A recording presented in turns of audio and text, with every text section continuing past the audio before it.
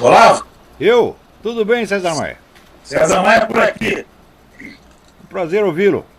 Prazer meu, agradecer aí a sua disponibilidade de tempo para a gente conversar um pouquinho sobre esse país complexo. Pois é, tem Mais muito que complexo conversar. É. agora. Dá pra você me enviar a sua imagem? A imagem não está indo? Não.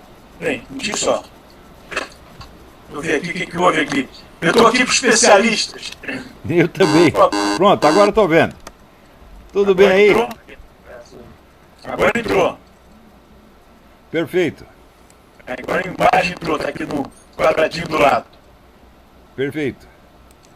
Então, qual é a sua ideia? Como poderíamos partir aí, fazer uma lista Olavo, de eu temas? Eu sou secretário de Relações Internacionais do meu partido. E nessa condição eu sou vice-presidente da Internacional Democrata de Centro, que é o Partido Popular Europeu, da Merkel, Sarkozy, Rajoy, etc. E eu acompanho permanentemente a política internacional do Brasil para a América Latina também. E o que eu vejo de forma bastante grave, perigosa, é que o governo Dilma está dando passos acelerados em direção ao esquema bolivariano na América Latina. Sem dúvida. Ela, o dia 1º de maio, ela entra na rede nacional de rádio e televisão, agredindo os bancos, como se fosse alguma novidade. Depois ela entra agredindo os planos de saúde, depois agredindo telecomunicações, depois a própria indústria automobilística, ela diz, se demitir alguém, eu vou tirar fora de vocês os incentivos que dei. Então ela passa a fazer um discurso anticapitalista. E esse discurso dela anticapitalista coincide com um procedimento que ela teve pessoal no caso do Paraguai. No caso do Paraguai, ela comandou o grupo do Mujica, da Cristina e do Chaves. Né?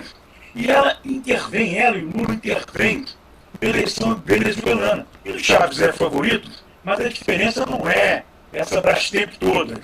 Na hora que ela dá o Chaves a entrada no Mercosul, ela prestigia o Chaves junto a um segmento médio de indecisos na eleição venezuelana. O Lula grava um vídeo para o Fórum São Paulo, que aconteceu em Caracas há 15 dias atrás, em que ele diz, o meu candidato é o Chaves. E do outro lado, o Capricho está usando o discurso de que eu acho o Lula uma pessoa moderada, aqui a gente pode aplicar algumas políticas que o Lula aplicou, e eles fazem intervenção na eleição venezuelana, e ao mesmo tempo eles usam o caso do Paraguai para se incorporar ao bloco bolivariano. Não há dúvida nenhuma que isso aconteceu.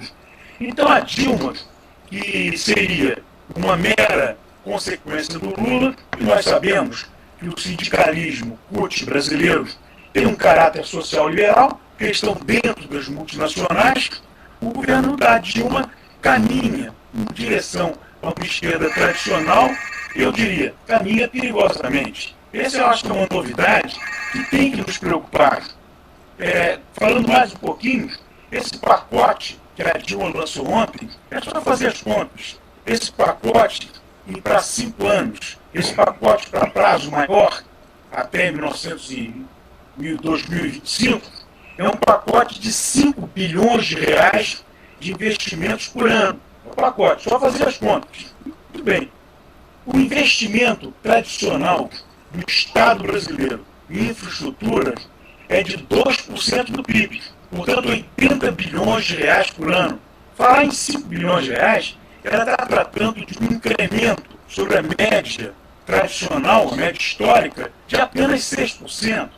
Portanto, é alguma coisa que não tem nenhum tipo de significado macroeconômico, é apenas um significado político, para tentar se segurar num momento que a economia brasileira está parada, que a indústria perdeu completamente competitividade internacional, que a taxa de investimento sobre o PIB caiu para 17%, em que a situação é delicada da economia brasileira, que o crédito está inchado, formando uma bolha que pode gerar problemas em 2013, né? Vários economistas afirmam isso, e, portanto, é um momento que se tem que analisar com muito cuidado. Esse caminho à esquerda, uma economia paralisada e, enfim, esses jogos de publicidade que eles procuram lançar fogos de artifício a cada momento. Falei demais, né? Não, não, não. Bom, todas as suas observações são perfeitamente corretas, verdadeiras. Então, eu gostaria de voltar um pouco atrás no tempo, né, para lembrar o seguinte, que tudo isto já estava no programa do Foro de São Paulo desde 1990. Já foi feito um plano estratégico de longuíssimo prazo, vamos dizer, primeiro, para conseguir o que eles chamam de hegemonia cultural, que conseguiram, dominando então a mídia, o mercado editorial, etc, etc. Depois conseguiu o domínio do espaço político praticamente inteiro, como eles têm hoje.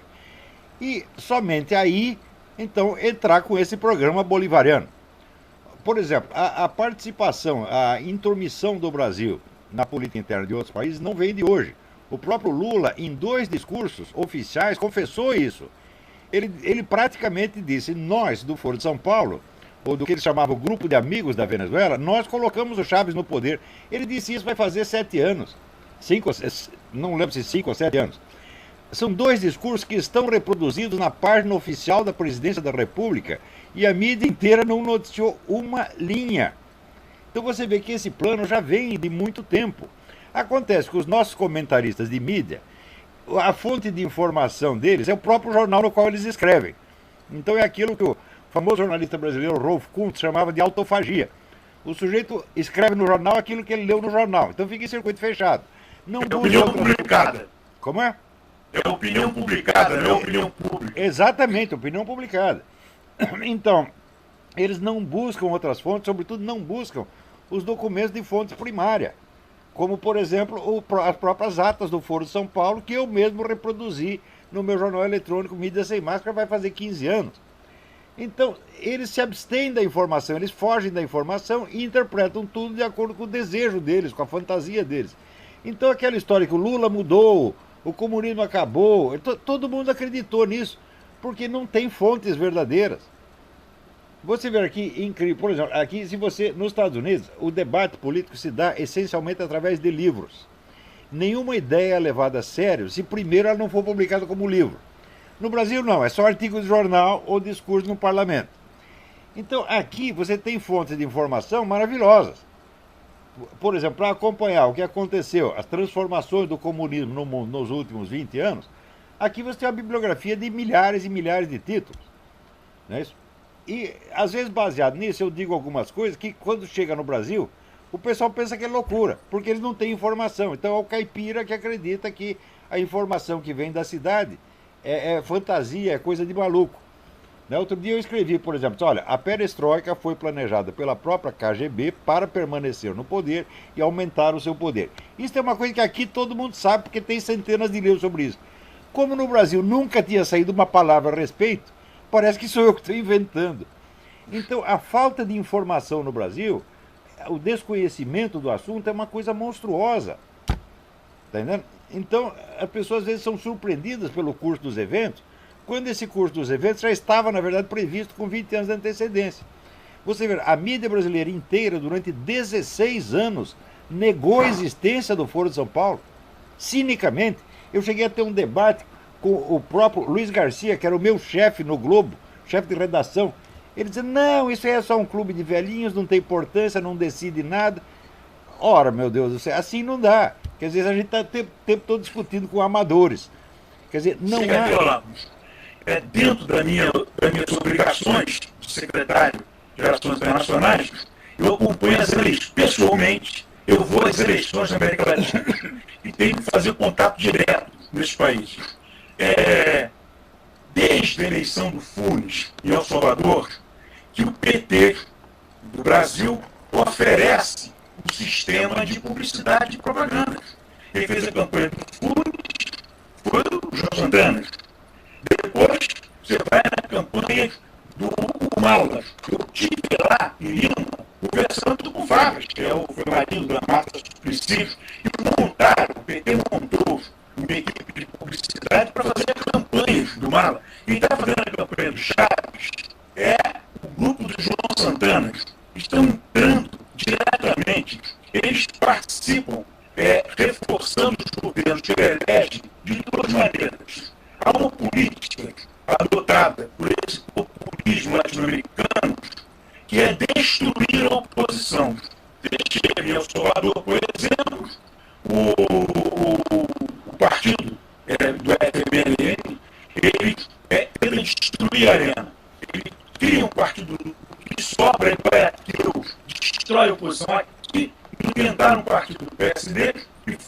encerra lá por obrigação, dando tempo de televisão ao PT no Brasil todo, para destruir a oposição, destruir a gente, o PFL, Democratas hoje, e a Cristina fez a mesma coisa.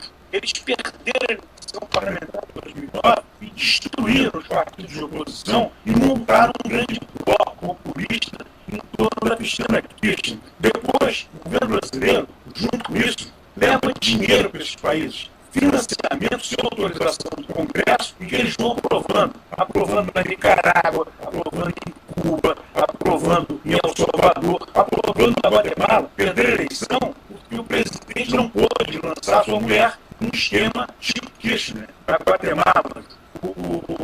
Perderam, levaram dinheiro para o Peru, levaram dinheiro para a Venezuela, através dos esquemas BN10, empreiteiras brasileiras, e botam o dinheiro ali. É um esquema grave, delicado, que com Lula tinha um disfarce do sindicalismo. Agora, com a Dilma, esse disfarce, essa máscara, o maior cuidado que preocupa os partidos da Internacional Democrática de Centro da Europa, preocupa a União de Partidos Latino-Americanos como partidos de centro-direita, né?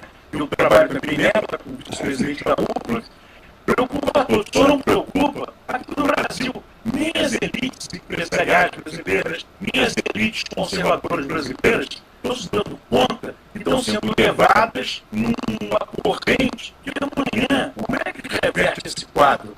Reverte com um custo muito maior. Olha, e isso tudo está acontecendo, você vê que é uma intervenção descarada, maciça, né? Quer dizer, eles estão montando a tal da pátria grande mesmo, exatamente como já planejavam 20 anos atrás. Agora, um problema no Brasil é a falta de consciência do empresariado. E essa falta de consciência vem do fato de que esse pessoal é assessorado por amadores ou por desinformantes profissionais, gente metida, gente a serviço do próprio PT, do próprio governo, que vai lá para enganar empresário. E os caras acreditam em tudo. É uma coisa impressionante. Esse negócio do Foro de São Paulo, por exemplo, para eu conseguir fazer as pessoas acreditarem que existia o Foro de São Paulo, foram 16 anos. Quer dizer, eles não querem enxergar a realidade. Então, isso acontece aqui também nos Estados Unidos com relação ao Barack Obama. Quer dizer, existe uma espécie de chantagem emocional, onde todo mundo é obrigado a acreditar na honestidade, na idoneidade do sujeito, mesmo quando ele está roubando, metendo a mão no seu bolso. A própria vítima diz, não, ele não fez isso de maneira alguma, né? É como esse caso do mensalão aí, tem muita gente que não quer enxergar, né? Então nós temos toda uma classe dominante, entre aspas, que não domina coisa nenhuma, e que é constituída de trouxas, de idiotas que acreditam em jornalistas que estão ou a soldo do Foro de São Paulo, ou então que são simplesmente amadores que não sabem do que estão falando. Agora, eu estudo esse assunto, César Maia, há 40 anos. Eu tenho uma biblioteca aqui enorme, só de história do comunismo, essa coisa toda. Eu sempre estou informadíssimo a respeito dessa coisa. E eu posso assegurar para você, depois da queda da União Soviética, todo mundo achava que o comunismo tinha acabado. Tá certo? No entanto, quem estuda o negócio podia ver que, não, isso aí não era uma queda. Foi a queda da União Soviética, não do movimento comunista. Ao contrário, o movimento comunista consentiu na dissolução da União Soviética para se expandir mundialmente com uma nova estrutura mais flexível, no que eles chamam de redes, e se espalhar por tudo quanto é lado. Então, 10 anos depois da queda da União Soviética, a esquerda estava por cima no mundo inteiro. Quando todo o pessoal liberal, conservador, empresários, etc., todo mundo acreditava, não, acabou, agora não tem problema. O comunismo acabou, agora não tem mais problema. Porque julgam pela aparência jornalística, não pela substância dos fatos. Não tem informação verdadeira, não estudam o assunto. É porque a grande guerra é a guerra das ideias. Se um partido político que se chamava comunista se desintegrou, bem, é uma organização. Agora, as ideias que esperavam os partidos, elas estão presentes através de organizações da sociedade, através de outros partidos políticos, e presentes com maior eficácia. Porque na hora que você quebra a lógica da Guerra Fria, então a forma de penetração é mais fácil. Muito você não mais. tem mais a resistência de criminalizar um lado ou criminalizar o outro. Você entra com muito maior suavidade. E não é só nas ideias, César Maia, é no sentido organizacional. Existe um estudo da Rand Corporation, feito no começo dos anos 80, onde descrevia a mudança de estrutura do movimento comunista internacional, que deixou de ser aquela hierarquia monolítica do partido e praticamente se dissolveu em organizações informais, de uma eficácia muito maior, porque isso permite a intercomunicação instantânea. Por exemplo, quando houve aquele atentado na Espanha, houve um atentado, 24 horas depois você tinha uma mobilização de milhões de pessoas, não contra os terroristas, e sim contra o governo. Ora, isso não se improvisa. Então, agora, a organização em redes permite mobilizar milhões de pessoas instantaneamente usando o recurso da internet. Eu vou te passar depois esse estudo da Rand Corporation, chama da The Net War, a guerra internetica. Né? Esse estudo já tem quase 30 anos, e o pessoal até hoje não se tocou disso. Quer dizer, o movimento comunista tem a seguinte vantagem. Primeiro, depois da dissolução da União Soviética, o dinheiro da KGB foi em grande parte espalhado pelo Ocidente em firmas laranja. De maneira que eles têm, vamos dizer, uma penetração que jamais tiveram. E você imagina, aqui no Brasil, o que significa o controle pelo PT do Fundo de Garantia do Tempo de Serviço? Meu Deus do FAC e de todos os fundos de pensão estatais, nunca imaginaram que controlariam tanto dinheiro quanto controlam. Sim. Petrobras. Então, esse conjunto de recursos que tem uma mobilização política, com interesse claro, político, é alguma coisa fantástica. Eu não sei aonde, o Chaves lá está sentado no poço de petróleo, mas aqui não precisa de poço de petróleo. Você tem um Estado brasileiro que nos seus vetores de capital líquido disponível para ser usado, é controlado diretamente pela máquina do PT. Olha o Mensalão. Vai ter os personagens do Mensalão. Eles livraram a cara do Busquem. Vai ver esse pissolato, onde é que estava? Onde é que controla esse esquema todo? Então é dinheiro infinito à disposição de mobilização política, o que leva, de certa maneira, o empresariado a se aproximar das fontes de recurso. O BNDES. O BNDES já não tem mais recursos orgânicos. São recursos de emissão do Tesouro que vai capitalizando o BNDES para aplicar agora mesmo. Esse pacote de ontem, olha só, Olavo, 80% dos recursos desse pacote, que são 130 bilhões de reais, vem de onde?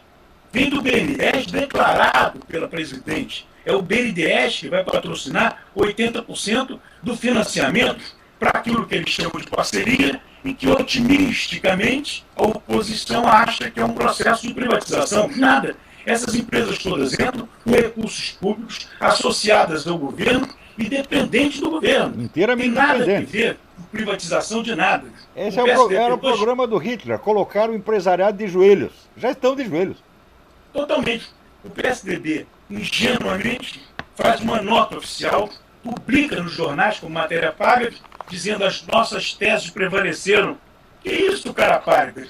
As teses prevaleceram debaixo do controle, do comando, dos recursos do Estado, que é comandado pela máquina do PT. Que isso, meu Deus do céu? Quer dizer, para eles é neutro o fato de que estão aplicando uma política e a neutralidade que independe do comando dessa política, pelo amor de Deus, quer dizer, ingenuidade completa. Aliás, o PSDB é um poço de ingenuidade. Sim. Agora, quando começou esse processo, no ano 2000, antes do ano 2000, eu já escrevi, o PT não é um partido como os outros, ele não pretende ser eleito, ocupar o governo durante algum tempo e depois fazer rodízio com os outros partidos. Não, ele pretende ficar lá eternamente e instrumentalizar, não o governo, instrumentalizar o Estado inteiro, de modo que o Estado se torna um pseudópodo do partido. Eu dizia isso faz mais de 10 anos e aconteceu exatamente como aconteceu. Agora, no Brasil, quando a gente acerta, as pessoas ficam com raiva. Tá certo? Em vez de aproveitar a informação para tomar alguma providência útil, não. Eles ficam brabinhos. Na Alemanha nazista, o Goebbels definia como Estado total a incorporação no Estado da sociedade civil organizada, com a sua Estado, do partido político e do próprio Estado. O que significa isso, que é o esquema do PT? Enfim, é um esquema de Estado total. Claro. Estado total pela esquerda. Claro. O modelo nazista é aplicado de uma forma competente por segmentos ditos de esquerda. Sim, não tem os nenhum. mais prejudicados ou perseguidos ou reprimidos pelo próprio Estado nazista. Isso aí é um Estado total. Agora, eu acho que a coisa mais urgente é esclarecer empresariado sobre isso, porque eles estão sendo Então, usados claro como que instrumentos. Você podia imaginar, uns anos atrás, que a máquina profissional de Itamaraty fosse penetrada, como foi penetrada pelo PT, ampliando o número de concursados, entrando uma nova geração, expandindo, ampliando, chegando, abrindo embaixadas e consulados em todos os lugares. Então, a Itamaraty perdeu a virgindade. Né? Mas olha, nos anos 60 já dava para saber que isso ia acontecer. Imagina o patriota. Nos anos 60 já dava para prever tudo isso, bastando ler os livros do Antônio Gramsci, que começaram a ser publicados nos anos 60 pelo Enio Silveira da Civilização Brasileira. A partir dali, você já via que o pessoal da esquerda tinha dois planos simultâneos. O primeiro era da guerrilha para servir de boi de piranha. Eles sabiam que a guerrilha ia ser destruída, ninguém tem a menor ilusão a respeito. Enquanto o governo se ocupava das guerrilhas, eles iam fazendo, por outro lado, o que eles chamavam de ocupação de espaços. Um processo lento, discreto, né, que se aproveitava de todas as oportunidades. Veja, até as cadeiras de educação moral e cívica que o governo abriu foram todas ocupadas por comunistas, mas que o governo deu um instrumento para eles. Então eles foram ocupando posições na mídia. Eu já escrevi uma série de artigos mostrando que no tempo da ditadura a esquerda já mandava completamente na mídia, o sistema educacional, instituições de cultura, etc, etc. Quando chegou no fim dos anos 80, eles dominavam tudo, porque o governo militar também foi burro o suficiente para nada fazer no campo cultural e até para desmantelar os partidos conservadores que existiam, né? As lideranças conservadoras, destruiu todas. Né? O Milico só confiava em Milico mesmo e queria reduzir os políticos a carimbadores e decretos. Então, resultado, quando chegou no fim do governo militar, simplesmente você não tinha uma organização conservadora de direita e a esquerda, por outro lado, estava organizadíssima, mais poderosa do que nunca e com um prestígio enorme. Foi isso que aconteceu. Agora, tudo isso era previsível. Agora, a política, como a guerra, é uma questão de previsão. Porque se você não tem as informações e não consegue fazer uma análise correta, você está ferrado. Agora, no Brasil, o pessoal não quer informação, eles querem ilusão, eles querem alívio, eles querem boas notícias. Não é isso? Isso. Quer dizer, dá a impressão assim, é um bando de carente afetivo que está querendo agradinho, parece que a gente está lidando com crianças. Isso, quando eu falo isso, eu não me refiro só à juventude, não, é empresários, líderes militares, políticos, todos eles querem boas notícias. Às vezes querem, não, você tem que nos dar uma esperança. Eu falo, como esperança? Eu estou te dando informação para você agir. É o que eu tenho, a minha função, é explicar o que está acontecendo. Também não é a minha função traçar programas políticos para ninguém. Eu tenho que fazer a análise da informação e vocês decidem. Não é isso? Mas ninguém quer decidir coisa nenhuma e não quer informação também. Vou agregar naqueles vetores que você citou de, vamos dizer, de ocupação cultural lá do centro, o ensino de história no Brasil. Eu tentei, eu fui prefeito há alguns anos, eu tentei junto a outros prefeitos que se colocassem em cima da mesa a discussão sobre o ensino de história. O ensino de história no Brasil, antes, durante e depois do regime militar, é um estudo de história em base ao marxismo economicista. É isso. A gente vai com netos nossos e nas escolas que estão aí, é como se história fosse uma área sob controle do pensamento, vamos chamar de esquerda, né? E entram com aquele mecanicismo da luta de classes, do mecanicismo de que maneira que se explica a dinâmica histórica, social, e agora estão querendo introduzir dentro do ensino médio a sociologia, não pela sociologia em si, é porque também é um campo de controle ideológico da esquerda, introduzindo no ensino médio, termina ficando com um campo de história e sociologia à inteira disposição de um pensamento, ultrapassado, mas que está presente e que se torna cada dia mais consequente e mais perigoso. E não é só a hegemonia no sentido ideológico, existe também a falsificação maciça. A falsificação maciça. Eu vou lhe dar um exemplo. Em 1964, logo depois do golpe, apareceu e espalhou pelos jornais a história de que o golpe veio de Washington, foi o governo americano que tramou. E isso virou verdade evangelho, todo mundo repete. Em 1973, o cidadão que era o chefe da KGB no Brasil, chamado Ladislav Bittman, publicou um livro de memórias, no qual ele confessava, olha, quem inventou isso foi o meu escritório. Nós falsificamos uma carta do J. Edgar Hoover para um agente do FBI lotado no Brasil, e espalhamos para os jornais e todos acreditaram. O cara publicou isso em 1973. Até hoje ninguém foi entrevistá-lo. E o mito de que o golpe começou em Washington continua sendo disseminado. Assim como isso, tem muitas outras histórias. Você veja, todas essas denúncias que eles fazem contra os militares, uma parte é verdadeira, mas eu garanto para você que 70% pelo menos é falsificado. Uma vez saiu no Rio Grande do Sul um depoimento de um soldado dizendo aqui, o meu comandante me incumbiu de queimar uns papéis que eram comprometedores, que falavam um negócio de tortura, etc, etc. Como não deu tempo de queimar, eu enterrei. Ora, você calcula, César, o tempo que leva para você fazer uma fogueirinha, o tempo que leva para cavar um buraco de 1,5 metro. O senhor está obviamente mentindo. Essa história foi repassada para o Brasil inteiro como se fosse verdadeira. Tem aquela reportagem fraudulenta do Caco Barcelos a respeito de 2 terroristas que eles teriam sido mortos num quartel militar, que depois os militares simularam um acidente, né? Então eu fui investigar, eu descobri, primeiro, nas fotografias da estrada tinha a marca de frenagem do pneu, de maneira que os mortos que estavam colocados dentro do carro, eles voltaram à vida para frear o carro, né? Segundo, tinha o depoimento do Jacó Gorender, que dizia que vários dias depois da suposta morte dos caras no quartel, os 2 tinham participado de um assalto a banco junto com ele. E terceiro, eu descobri que o soldado que deu o depoimento, ele tinha desertado do exército 6 meses antes dos acontecimentos, mas que ele não podia saber de nada. Essa reportagem foi repetida na Globo durante uma semana como se fosse verdade. Pior, o Caco Barcelos ganhou 2 prêmios jornalísticos por essa reportagem, obviamente fraudulenta. Então, com isso existe a cumplicidade também dos donos de jornais. Esse pessoal, vamos dizer, a família Marinho, né, o Otávio Frias, etc. Esse pessoal tudo puxa saco de comunista. Não são comunistas pessoalmente, mas são puxa saco. Então, a esquerda domina as redações.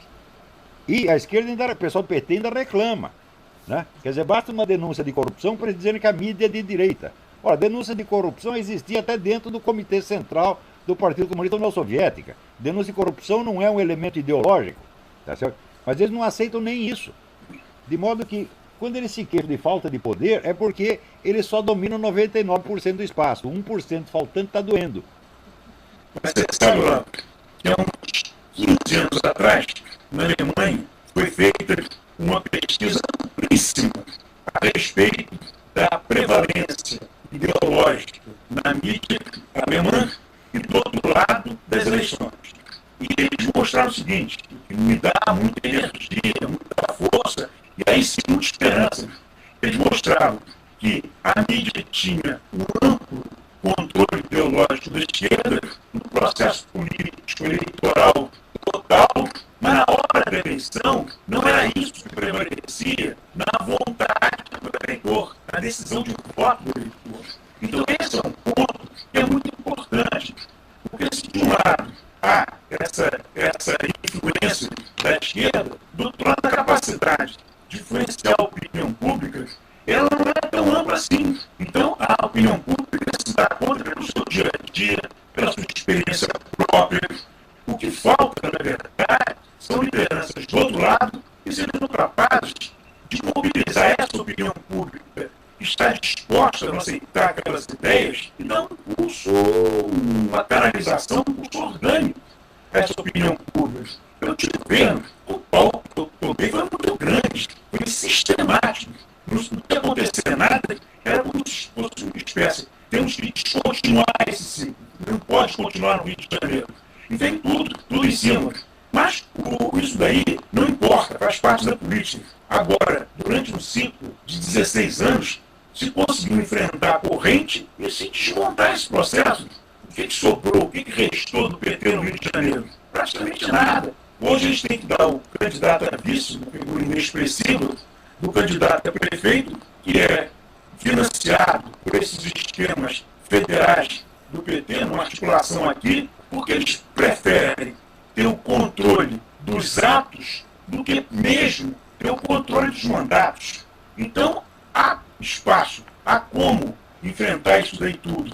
Agora, é necessário que o pensamento conservador, liberal, e que social-liberal seja, que eles entendam que eles estão enfrentando um adversário poderoso, e que eles precisam ter coragem de enfrentar. Não é como hoje faz o PSDB, e o presidente do PSDB dá entrevistas à imprensa, o PSDB publica uma matéria paga exaltando a Dilma. Então são o quê? São crianças, são ingênuos. Por quê? Um lado bate e o outro responde com afagos. É isso. Em 2006, no segundo turno, o PSDB sinalizou ou explicou derrotas, porque no segundo turno o PT entrou com discurso contra a privatização. Aquilo ali ficou como um trauma no PSDB. Agora toda hora eles querem dizer que tem razão, que tem razão. Enquanto isso eles vão avançando num projeto que nada tem a ver com aquilo que o PSDB pensava quando estabeleceu essa política de privatizações do PSDB. Ingenuamente, eles querem justificar o que fizeram, usando quem como legitimador? Usando o adversário, o inimigo, para legitimar a política deles? São muito ingênuos. É suicídio, é? Agora você vê, pesquisa atrás de pesquisa mostra que a população brasileira é maciçamente conservadora, em matéria de moral, cultura, etc, etc. Ora, mas ela não tem quem a represente, porque os partidos ditos de oposição, o que eles querem é mimetizar, imitar o discurso do adversário, que é uma falsa esperteza. Isso aí há 20 anos eu escrevo. Se você copia o discurso do adversário, se você, como eles dizem, rouba a bandeira do adversário, mesmo que você tenha uma vitória eleitoral, ele terá uma vitória ideológica, e a longo prazo a vantagem será dele. Quer dizer, você tem que ter uma oposição conservadora, clara, autoconsciente, assumida, que represente, que dê voz ao povo brasileiro, que é justamente o que a maior parte dos políticos estão se recusando a fazer. E o caso, do chavismo. Você faz uma pesquisa nacional no Brasil. O partido faz isso anualmente, né? Pela eleição nacional, enfim, mais sistematicamente. A rejeição da opinião pública brasileira ao Chaves é gigantesca. Pois é. Porém, ele é recebido aqui como uma figura ilustre. Cada vez que o Chaves aparece aqui, parece uma estrela de cinema. E o Chaves o que fez? Olha, uma informação que você já deve ter. O Chaves designou para embaixador da Venezuela no Brasil o homem da inteligência política dele. É o homem que entra no processo latino-americano e agora sul-americano para poder estabelecer o contato com as elites locais, as direções locais e produzir um crescimento chavismo. Esse homem deslocado da Venezuela para o Brasil foi embaixador. Quando aconteceu o fato do Lugo, as fotografias e as filmagens, quem liderava o processo do Maduro era o embaixador da Venezuela no Brasil, que não tinha nada que fazer no Paraguai. Vamos até admitir que o ministro tivesse que ir até lá para ver o que estava acontecendo. O que eles fizeram, bem, os filmes foram colocados aí nos vídeos, né, de interferir nas Forças Armadas, tudo gravado, tiraram fora no Paraguai. Há 15 dias atrás, tive o chanceler, que me pareceu um homem capaz e competente, claro, tipo o presidente da República, e com as lideranças empresariais. O que eles contam, o que aconteceu nos bastidores.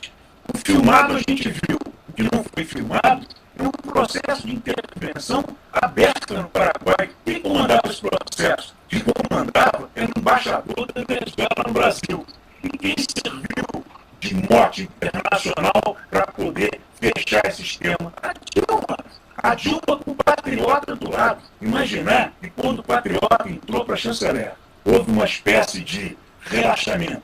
O Marco Aurélio Garcia vai deixar de comandar a política externa brasileira para a América Latina.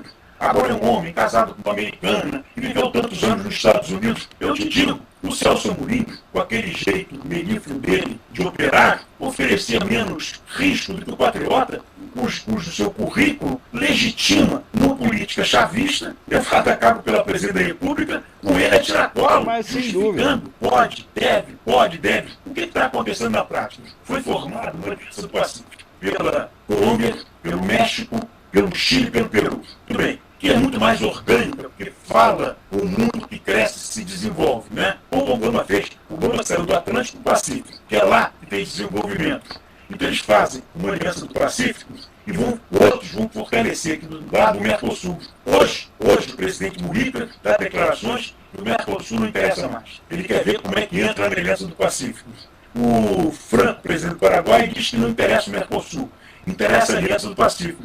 Então você tem uma novidade na América Latina que tem que ser construída e acompanhada com muito cuidado, porque oferece uma alternativa ao esquema bolivariano, oferece uma alternativa ao Unasul, uma alternativa a esse novo Mercosul. Exatamente. Olha, o Patriota tinha que mudar o nome para PTOTA. Né? Isso aí simboliza o que está acontecendo agora. Outro dia houve uma entrevista na Globo News do ex-ministro Luiz Felipe Lampreia, em que ele admitia que toda a política internacional do Brasil já não tem nada a ver com os interesses do Estado brasileiro e tem que ver exclusivamente com os interesses do PT. E ele ousava dizer pela primeira vez, depois de 20 anos, a seguinte coisa: o fator que está por trás e que explica tudo isso chama-se Foro de São Paulo. Então é a primeira vez, tá certo, que uma figura, vamos dizer, da projeção dele, reconhece isso publicamente. Ora, um atraso de 20 anos significa derrota certa. Quer dizer, aconteceu isso porque deixaram acontecer, porque davam ouvidos, tá certo, a pessoas como esse seu Luiz Felipe de Alencastro, esse pateta que fazia uma coluna na Globo, na Veja, e que dizia: o Foro de São Paulo não existe. Foi um maluco do Rio de Janeiro que inventou, eu. Né? Também o próprio assessor aqui do CFR, Council on Foreign Relations, para a história, o Maxwell, né? Kenneth Maxwell, ele também disse: não, o Foro de São Paulo não existe. E as pessoas acreditam nisso, porque as pessoas têm posições oficiais. A posição oficial não quer dizer que o sujeito estudou e nem que sabe o que está dizendo. Né? Então, eu lá avisando, me esgoelando, mostrando documento. Quer dizer, uma opinião vale mais do que um documento, do que um fato. Então, tudo isso começa com uma perversão da inteligência brasileira. Tá entendendo? Perversão que já vem desde o tempo da ditadura militar. Os militares, eles se desguarneceram intelectualmente. Né? Eles levavam a sério lá o general Golbery, os intelectuais, né, oficiais deles, né, em vez de buscar a informação correta. Quer dizer, o Brasil tem um abismo de informação há mais de 40 anos. Eu vejo pela bibliografia. Quer dizer, a bibliografia faltante no Brasil tem no mínimo 10 mil volumes, sobretudo sobre essa área do comunismo. Você verá, agora saiu um livro que eu te recomendo. A autora chama-se Yevgenia Albats, A-L-B-A-T-S. KGB, The State Within the State, o Estado dentro do Estado. É uma jornalista russa eminentíssima, embora seja jovem, tem apenas 36 anos, conta toda a história de como a KGB preparou a perestroika para continuar no poder. E continuou, não só continuou, como aumentou o poder. Porque na antiga União Soviética, a KGB tinha um agente para cada 400 habitantes. Com a diminuição do território e o aumento dos serviços, agora tem um para cada 200. A KGB hoje é mais poderosa do que jamais foi.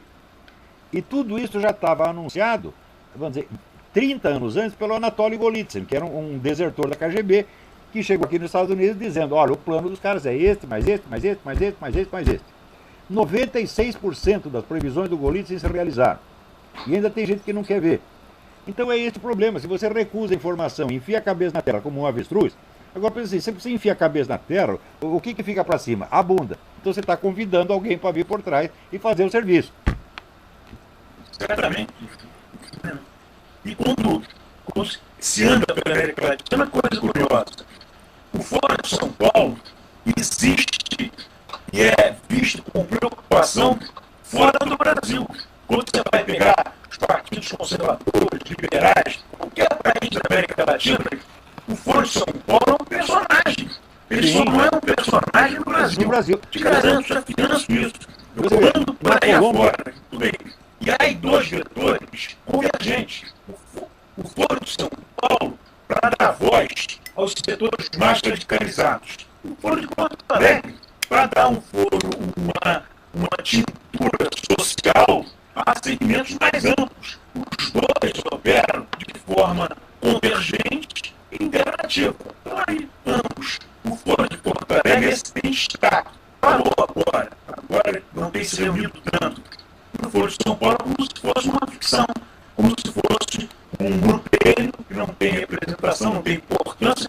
Mas por que o Lula grava um vídeo no Fórum de São Paulo, lá em Caracas, agora, que entrou aqui, é só entrar no YouTube e pegar, dizendo que a vitória do Chaves é fundamental. Ele diz assim, a vitória do Chaves, né, de declaração, que estapafúrdia. Ele podia falar tudo, de todas as amizades, mas ele interviu no processo eleitoral de outro país para desconstituir eu acho um erro o discurso do Capriles, para desconstituir esse discurso, para poder ele dizer, atenção, o meu candidato aí é o Chaves, o ex-presidente do Brasil, por 2 vezes, que elegeu seu sucessor.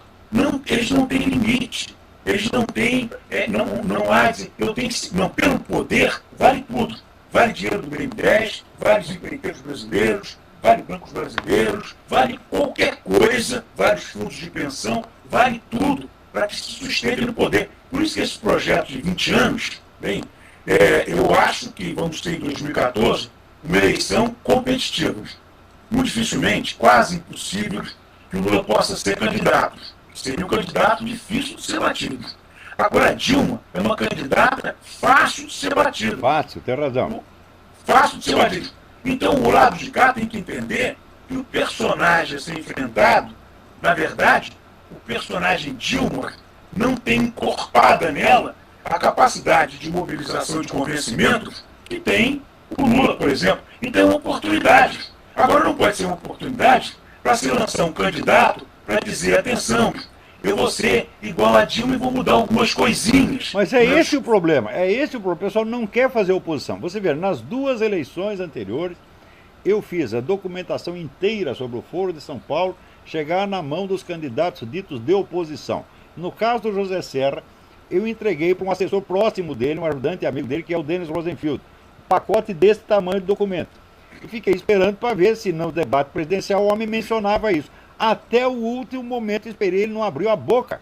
Então, se você está ocupado em você ocultar o crime daquele que está te atacando, então você vai perder. Então, o Zé Serra virou um perdedor profissional. Por quê? Porque ele não quer fazer oposição. Ele tem medo. Ele não falta 2 bolas no meio das pernas. Tem 1,5, talvez 1, talvez meia. Tá? Em janeiro, eu conheço o Serra desde Santiago do Chile. Bem, em janeiro de 2010, o Serra esteve aqui em casa, na sala, e conversamos longamente, naqueles horários do Serra. Chegou aqui 10 horas, 10 e meia, saiu 1 hora da manhã. E aí, o Serra me disse assim, ô César, tem que entender, eu sou um homem de esquerda. Disse assim, e mais ainda, Serra, não se formou um partido. Eu e Lula não formamos um partido lá atrás, porque eu não queria PMDB, não. Não formamos um partido, eu não queria entrar no PMDB, porque o Lula insistiu que teria que ser um partido que tivesse como coluna vertebral o vetor sindical. Eu não queria o vetor sindical como coluna vertebral. Eu queria ir uma eleição ao presidente da República com esse tipo de discurso. Se essa tese já é a tese do outro lado, então a gente desiste, pede para ser vice da Dilma e vai fazer uma campanha como vice da Dilma. Isso disse aqui. Eu perguntei para ele, Serra, por que você não se reúne com o agronegócio? Porque, afinal de contas, é um setor organizado. É um setor em que, aonde o agronegócio é forte, o Alckmin derrotou o Lula pelo Brasil todo, de São Paulo a Mato Grosso. Por que não se reúne com esse segmento? Ele disse, esses votos em mim compulsoriamente. Pelo amor de Deus, ele vem de ser o líder do segmento, mobilizar o segmento, que é quem segura essa balança comercial brasileira aí, é o agronegócio. Em vez de mobilizar e liderar esse setor, eles vêm compulsoriamente, ninguém deles vai votar na Dilma, César. Pagar no que dá. Termina que é a presidente do PT, dando tempo de televisão do PT pelo Brasil todo. Então, o que acontece é que ele perde a liderança desse segmento, e a liderança desse segmento, por razões, vamos dizer, pragmáticas, por razões quaisquer, passa a ter uma área de contato que não tinha, o que chamavam a presidente da Confederação Nacional de Cultura, a nossa senadora, chamavam de vice de desmatamento, era assim que eles chamavam. Agora não, agora ela está culpada, agora ela tem proximidade, a Dilma dá prioridade na agenda para ela, aproximaram através do PSD, onde nós estamos, meu Deus do céu. Ingenuidade é essa, ou eles acham que isso daí que eles estão fazendo, o MST não tem influência deles, do PT e do governo, claro, quanto de dinheiro já receberam, né? Como é que o MST se mobiliza com o apoio ostensivo do governo ministerial? Agora, são setores de interação. Ora, pelo amor de Deus, ficamos com quem? Ficamos com o setor ruralista dentro do partido, que é o Caiado, que se tira do partido do setor ruralista, estão se aproximando do governo Dilma. Para quê, meu Deus do céu? Para serem comidos lá na frente? Claro. Se eles tiverem força para comer, vão comer. O setor rural não tem apoio nenhum. É por isso que as últimas eleições presidenciais foram todas festivais de esquerdismo. Na última, até o Lula comentou: veja o nosso progresso, o progresso da nossa democracia, todos os candidatos são de esquerda. Quer dizer, a eliminação total de qualquer oposição ideológica, ele considerou um aperfeiçoamento da democracia.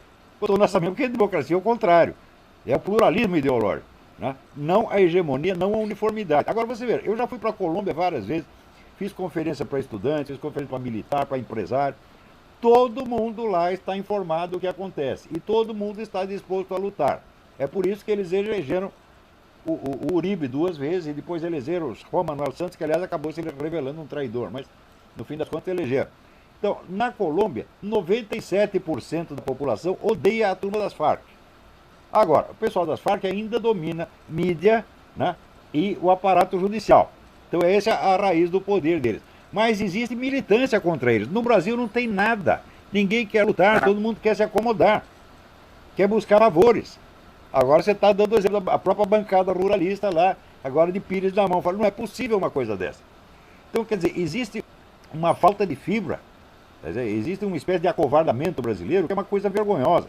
Eu costumo dizer, eu não tenho vergonha de ser brasileiro porque eu não tenho culpa, né? Eu sou um pobre espermatozoide português que jogaram aí e fui parar na América errada. Tá certo? Não fiz nada para ser brasileiro, né? Mas então não posso ter vergonha. Mas eu tenho tristeza. Mas olha, vamos pegar a eleição de 2006. Uma coisa é o voto nos candidatos, outra coisa é o voto nos temas. A Marina Silva foi um destaque na campanha eleitoral. E saiu de 7, 8%, cresceu muito, avançou e viabilizou os produtores. Olha, você pega o Ibope Inteligência, os cruzamentos todos do Ibope Inteligência, telefone, conversa com a Márcia Cavalieri do Ibope. Todo o crescimento da Marina foi em base ao voto conservador, porque ela é uma evangélica forte, o discurso da família, o discurso do contra o aborto, o discurso em relação à família, a questão gay, etc.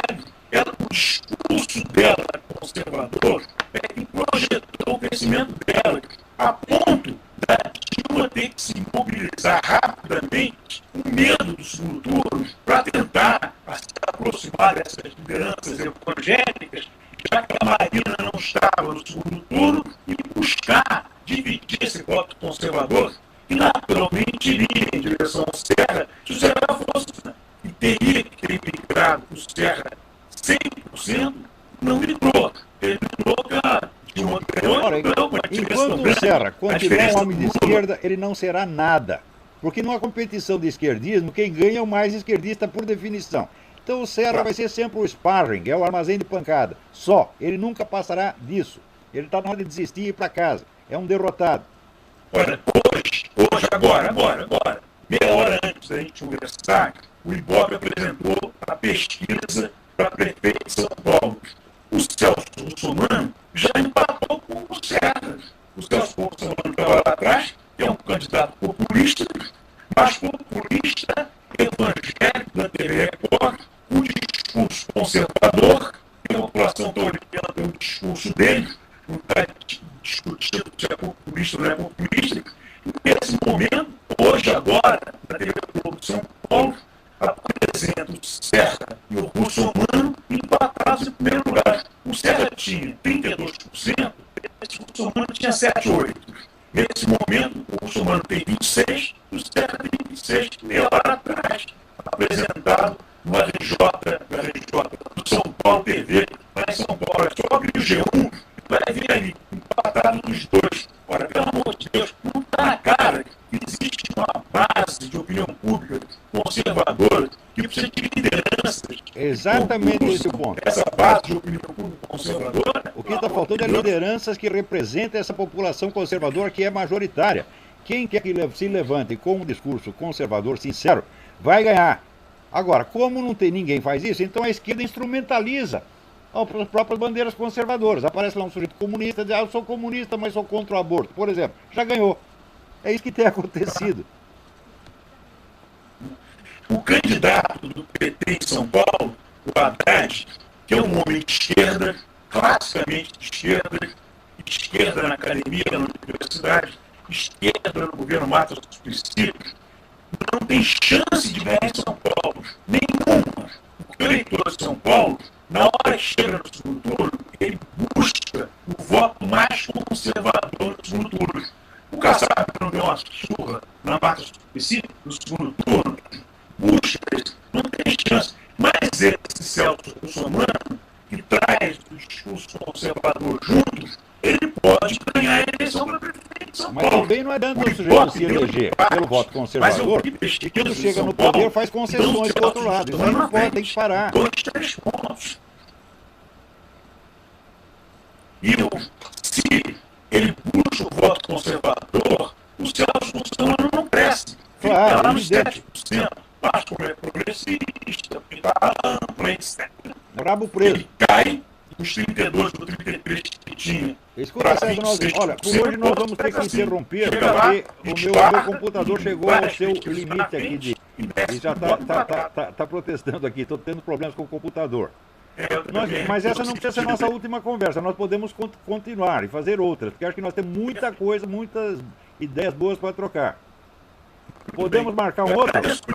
O tempo que se disponibilizou para a gente conversar. É uma honra para mim conversar com você. Enfim, peguei informações, aprendi. Enfim, já acompanho você há muitos anos, eu já estou aprendendo bastante tempo. E agradecer muito o tempo que você disponibilizou. Eu que agradeço, né? Você foi uma liderança notável no Rio de Janeiro. Eu creio que você ainda tem muito espaço para ocupar, né? E foi realmente um prazer e uma honra conversar com você. Agora vamos marcar outra conversa, sei lá, daqui 2 semanas? Maravilha. No mesmo horário? Maravilha. Eu entro em contato e a gente marca essa nova conversa. Perfeito. Muito obrigado por tudo. Muito obrigado. Fique com Deus. Tchau. Um grande abraço.